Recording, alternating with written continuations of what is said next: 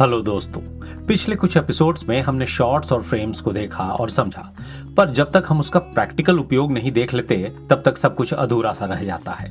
इसी क्रम में हमने एक नई सीरीज शुरू की है जिसमें हम किसी भी पॉपुलर डायरेक्टर के द्वारा फिल्माए गए एक सीन को लेंगे और उसे डिकोड करने की कोशिश करेंगे। तो दोस्तों, अब हम आगे बढ़ें उससे पहले आप प्लीज नीचे जाकर बेल आइकन को प्रेस कर दें और हमारे चैनल को सब्सक्राइब कर लें ताकि आपको हमारे अपडेट सही समय पर मिल सके। तो चलिए दोस्तों, आज हम डिकोड करेंगे मास्टर फिल्म मेकर सत्यजीत रे की फिल्म चिड़ियाखाना का पहला सीन। इसमें हम ये जानने की कोशिश करेंगे कि आखिर निर्देशक ने स्क्रिप्ट को कैसे कंसीव किया और उसके द्वारा लिए गए हर शॉट और फ्रेम का क्या अर्थ हो सकता है। याद रखें कि हम जो डिकोड कर रहे हैं उसका अर्थ हम सिर्फ फिल्म के ग्रामर और ह्यूमन साइकोलॉजी के हिसाब से ही बता रहे हैं। तो चलिए अब फिल्म की शुरुआत करते हैं। दोस्तों, शुरुआत में आप देखेंगे एक एस्टैब्लिशिंग शॉट है। जैसा कि हमने पहले से जाना है कि हर सीन का पहला शॉट एक एस्टैब्लिशिंग शॉट होता है जो किसी भी सीन का परिवेश, उसका काल यानी समय, उसकी भौगोलिक स्थिति और उसमें हमारे चरित्र के पोजीशन को कहानी में एस्टैब्लिश करता है। यहाँ सबसे पहले डायरेक्टर ने इस शॉट से ये समझाया है कि ये एक महानगर है, एक बड़ा शहर जहाँ भीड़ है, शोरगुल है, गाड़ियां चल रही हैं। इन सब को दिखाकर परिवेश एस्टैब्लिश कर दिया गया है। अब ये देखिए, तो एक जूम आउट शॉट है जो पैन करता हुआ खिड़की के अंदर लेफ्ट की तरफ जाता है और इस ब्लैक वॉल पर आकर रूम के अंदर कंटिन्यू होता है। पर इस शॉट में एक कट छुपा है जो आप देख नहीं पा रहे हैं।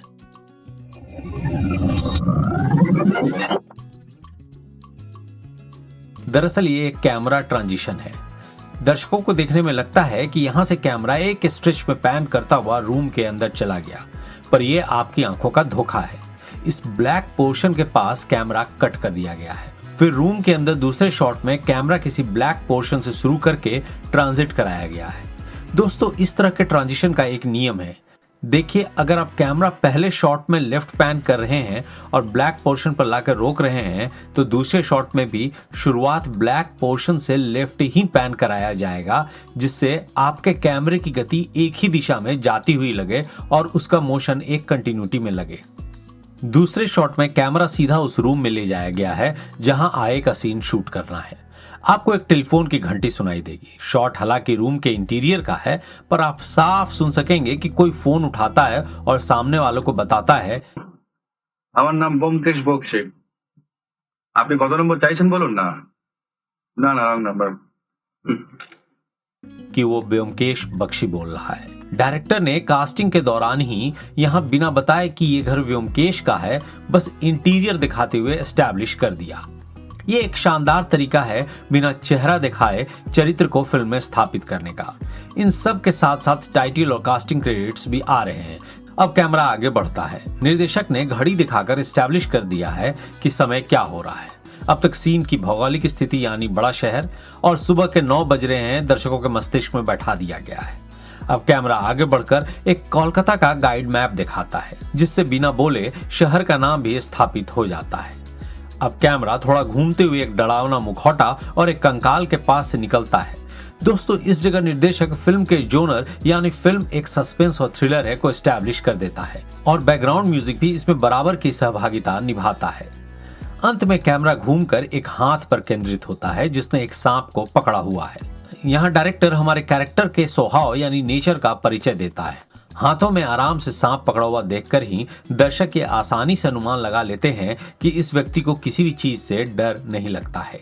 ये थ्रिल और रोमांच का शौकीन है। अब कैमरा थोड़ा रुक कर आगे बढ़ता है और हमारे मुख्य चरित्र को इंट्रोड्यूस करता है। यहाँ दर्शक अपने महानायक उत्तम कुमार को देखकर उत्साहित हो जाते हैं और हमारा हीरो पर्दे पर पहली बार आता है। दोस्तों, कॉमर्शियल सिनेमा में हीरो की एंट्री काफी मायने रखती है और यही एंट्री दर्शकों की सीटियां और तालियां भी बटोरती है। दोस्तों, आप लोगों में से जिसने भी अभी तक व्योमकेश बख्शी का नाम नहीं सुना है उसे बता दूं कि ये बंगाल के महान कहानीकार श्री शारदेंदु बंदोपाध्याय की अप्रतिम रचना है। इस पर बंगला में कई हिट फिल्म्स और सीरीज बन चुकी है। हिंदी में भी सुशांत सिंह राजपूत के साथ दिवाकर बनर्जी के निर्देशन में व्योमकेश बख्शी नाम की फिल्म बनी थी। अगर मौका लगे तो आप इनकी कहानियों को जरूर पढ़ें और इन पर बनी फिल्मों को भी देख सकते हैं। चलिए अब आगे बढ़ते हैं।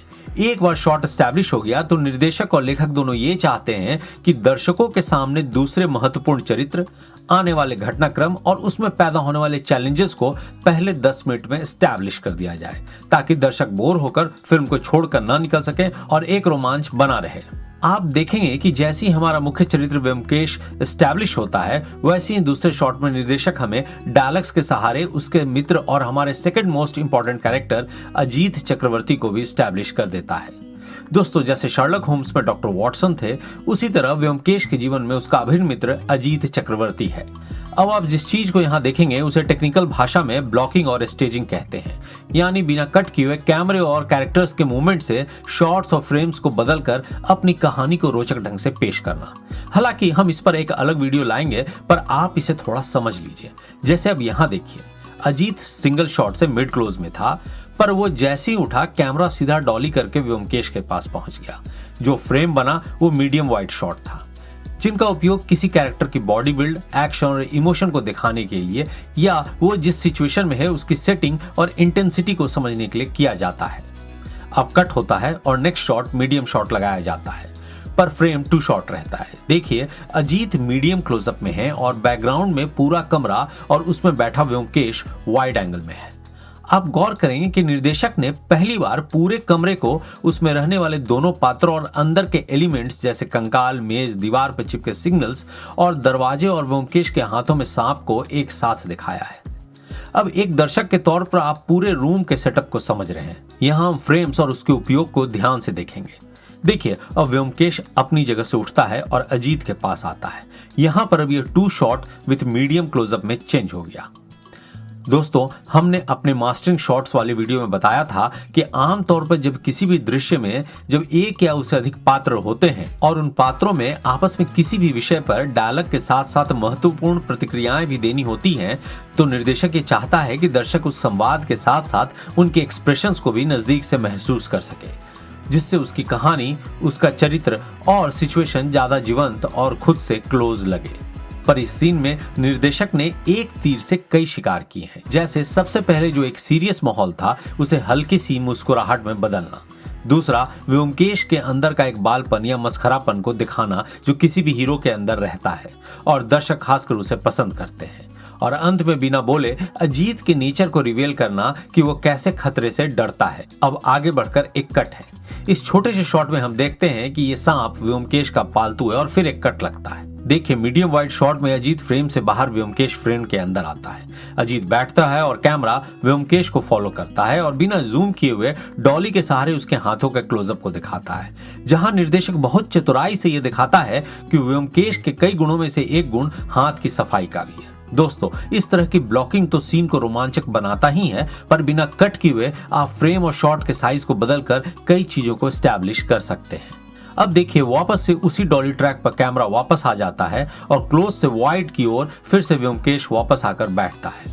वही वाइड शॉट अजीत का मीडियम शॉट और व्योमकेश का फुल शॉट बनता है, जिसे हम 2 शॉट फ्रेम में आसानी से देख सकते हैं।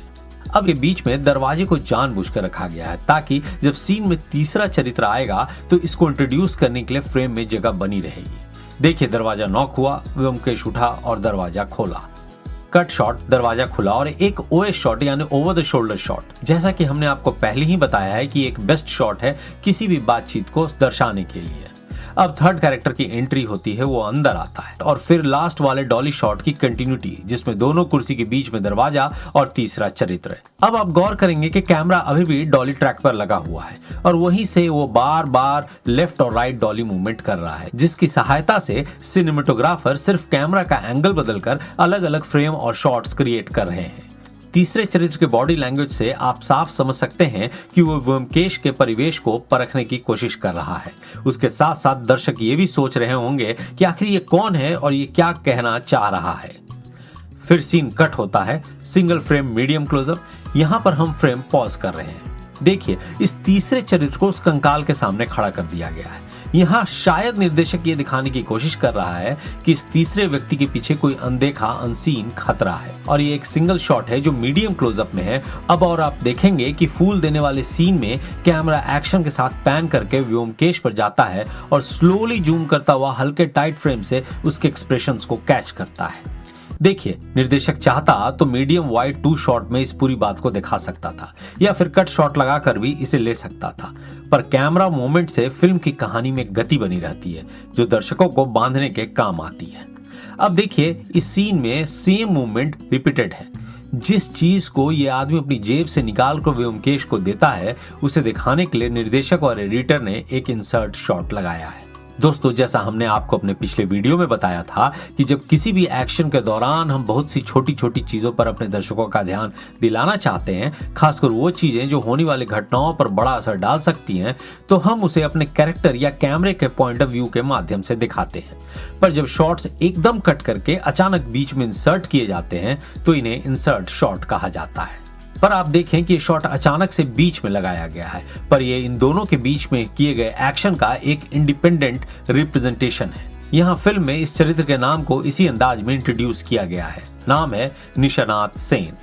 दोस्तों, चूंकि अब तक आपने डॉली, शॉट्स और फ्रेम को अच्छी तरह समझ लिया होगा, इसलिए अब मैं सिर्फ उनका नाम लूंगा ताकि आप समझ जाएं कि निर्देशक क्या कर रहा है।